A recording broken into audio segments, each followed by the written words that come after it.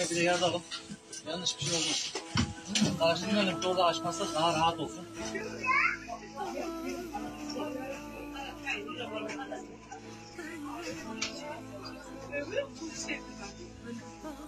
Kaçtaydı o dönem?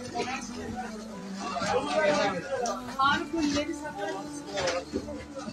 Evet, ilk oyuncu. Bitti mi ablamız? Tamam. Sen yat üstüne. Bunlar dolduracak, sen yat limbanına. Bak onu yat. Kaç koli? Al.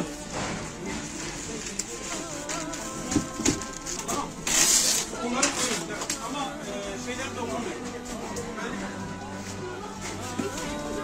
Selam.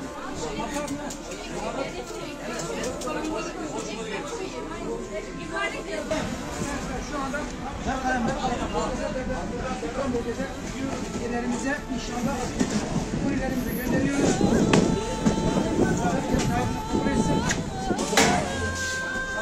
Getirin.